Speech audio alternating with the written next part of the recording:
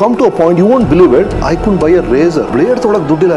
ಇಂತಹ ಕಷ್ಟದ ಪರಿಸ್ಥಿತಿಯನ್ನ ಎದುರಿಸಿದ ರಮೇಶ್ ಅರವಿಂದ್ ರವರು ನಂತರ ಭಾರತದಾದ್ಯಂತ 140ಕ್ಕೂ ಹೆಚ್ಚು ಚಿತ್ರಗಳಲ್ಲಿ ಅಭಿನಯ, ಬರಹ, ನಿರ್ದೇಶನ ಕೂಡ ಮಾಡಿದ್ದಾರೆ. ಜೊತೆಗೆ ಮೋಟಿವೇಶನಲ್ ಸ್ಪೀಕರ್ ಕೂಡ ಹೌದು. ಸದಾ ನಗುಮುಗದಿಂದಲೇ ಕಾಣುವ ಈ ನಟನ ಜೀವನ ಹಿಂದಿರುವ ಕಷ್ಟಗಳು ಮತ್ತು ಯಶಸ್ವಿನ ಸೀಕ್ರೆಟ್ ಏನು ಎಂದು ನಿಮಗೆ ಗೊತ್ತಾ? ಇಂದು ನಾವು ನಗುಮುಗದ ರಾಯಭಾರಿ ರಮೇಶ್ ಅರವಿಂದ್ ಅವರ ಸ್ಫೂರ್ತಿದಾಯಕ ಕತೆ ನೋಡೋಣ ಬನ್ನಿ. ಈ ವಿಡಿಯೋ ಕೊನೆಯವರೆಗೂ ನೋಡಿ, ನಿಮ್ಮ ಜೀವನಕ್ಕೆ ತಿರುವು ನೀಡಿದರೂ ನೀಡಬಹುದು ಬಂಧುಗಳೇ. ದಿನಾಂಕ 10 ಸೆಪ್ಟೆಂಬರ್ 1964ರಂದು ನಮ್ಮ ರಮೇಶ್ ಅರವಿಂದ್ ಅವರು ನಮ್ಮ ಪಕ್ಕದ ರಾಜ್ಯವಾದ ತಮಿಳುನಾಡಿನ ಕುಂಭಕೋಣಂನಲ್ಲಿ ಜನಿಸುತ್ತಾರೆ ಬಂಧುಗಳೇ.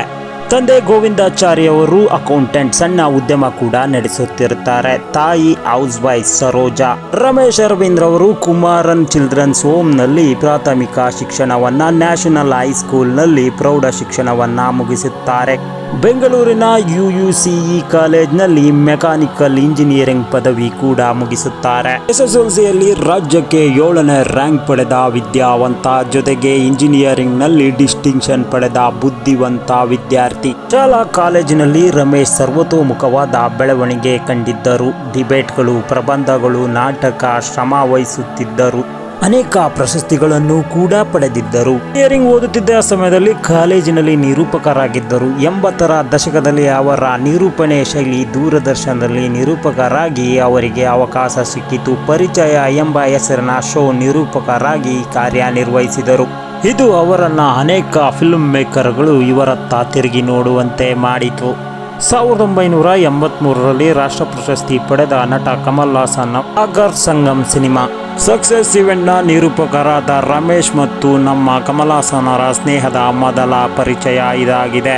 ಮುಂದೆ ರಮೇಶ್ ಅವರು ಅನೇಕ ಕನ್ನಡ ಕಿರುತೆರೆಯ ಹೋಸ್ಟ್ ಆಗಿ ಕೂಡ ಕೆಲಸ ಮಾಡಿದರು. ಅವರಿಗೆ 1984ರಲ್ಲಿ ಕನ್ನಡದ ಮೌನಗೀತೆ ಸಿನಿಮಾದಲ್ಲಿ ಪುಟ್ಟ ಪಾತ್ರ ದೊರೆಯಿತು. ಈ ಮೂಲಕ ರಮೇಶ್ ಅವರು ಕನ್ನಡ ಸಿನಿ ಜಗತ್ತಿಗೆ ಎಂಟ್ರಿ ಕೊಟ್ಟರು. ಮುಂದೆ ತಮಿಳಿನ ಖ್ಯಾತ ನಿರ್ದೇಶಕ ಕೆ ಬಾಲಚಂದ್ರ ಅವರ ಪರಿಚಯವಾಯಿತು. ಅನೇಕ ಚಿತ್ರಗಳನ್ನ ಮಾಡಿ ಹೆಸರು ಮಾಡಿ ಕನ್ನಡದಲ್ಲಿ ಅನೇಕ ಸಿನಿಮಾಗಳನ್ನ ಮಾಡಿದ್ದರು. 1973ರಲ್ಲಿ ತೆರೆಕಂಡ ಅವರ ನಿರ್ದೇಶನದ ಸೋಲಂಡಿ ನೀನಾಸಂ ಎಂಬ ಕನ್ನಡ ಅವತರಣಿಕೆ ತಯಾರಿ ಮಾಡುತ್ತಿದ್ದರು. ಇಲ್ಲಿ ಕಮಲ್ ಹಾಸನ್ ನಟಿಸಿದ ಕನ್ನಡ ನಾಯಕ ಹುಡುಕುತ್ತಿದ್ದರು. ಆಗ ಅವರ ಕಣ್ಣಿಗೆ ಬಿದ್ದು ರಮೇಶ್ ಅವರು 1986ರಲ್ಲಿ ಸುಂದರ ಸ್ವಪ್ನಗಳು ಎಂಬ ಹೆಸರಿನಲ್ಲಿ ಕನ್ನಡದಲ್ಲಿ ತೆರೆಕಂಡಿತು. ಇದರಲ್ಲಿ ರಮೇಶ್ ಅವರ ಅಭಿನಯ ಅಮೋಘವಾಗಿತ್ತು. ನಂತರ ಅವರು ತಮಿಳಿನಲ್ಲೂ ಕೂಡ ಬ್ಯುಸಿಯಾದರು, ತೆಲುಗಿನಲ್ಲಿಯೂ ಕೂಡ ಬ್ಯುಸಿಯಾಗಿ ಬಿಟ್ಟರು.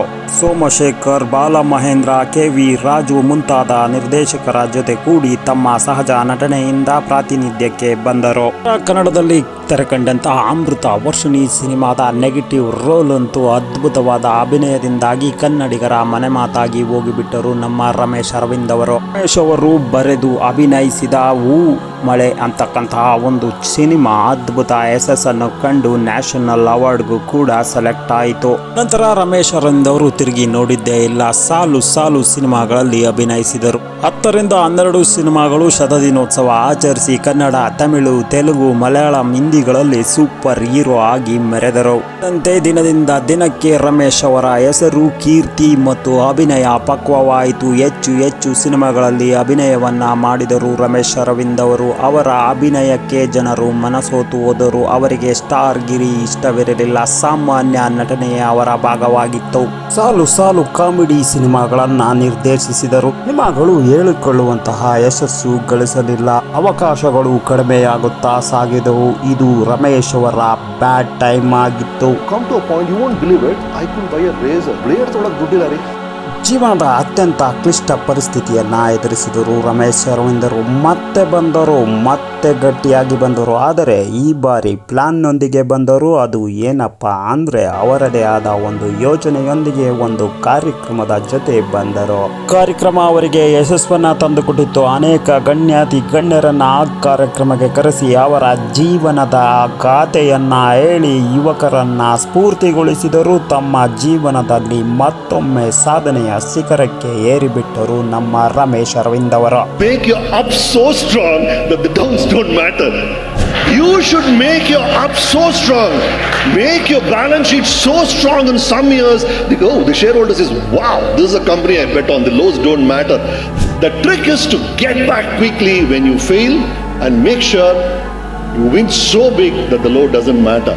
ರಮೇಶ್ ಅರವಿಂದ್ ಅವರ ಜೀವನ ಶೈಲಿ ಮತ್ತು ಧನಾತ್ಮಕ ಚಿಂತನೆಗಳು ಎಲ್ಲರಿಗೂ ಮಾದರಿ. ಅವರ ಜೀವನ ಏನೇ ಬರಲಿ ನಗುತ್ತಾ ಎದುರಿಸಿ. ನಿಮಗೆ ರಮೇಶ್ ಅರವಿಂದ್ ಅವರ ಯಾವ ಸಿನಿಮಾ ತುಂಬಾ ಇಷ್ಟ ಕಾಮೆಂಟ್ ಮಾಡಿ ಬಂಧುಗಳೇ. ಈ ರೀತಿಯ ವಿಡಿಯೋಗಳಿಗಾಗಿ ನಮ್ಮ ಚಾನಲ್ನ ಸಬ್ಸ್ಕ್ರೈಬ್ ಮಾಡಿ. ಇನ್ನು ಹೆಚ್ಚಿನ ಮೋಟಿವೇಟೆಡ್ ವಿಡಿಯೋಗಳೊಂದಿಗೆ ನಿಮ್ಮ ಮುಂದೆ ಬರ್ತೇನೆ. ಅಲ್ಲಿಯವರೆಗೂ ಕೂಡ ಟೇಕ್ ಕೇರ್ ಅಂಡ್ ಬಾಯ್. ಧನ್ಯವಾದಗಳು ಬಂಧುಗಳೇ.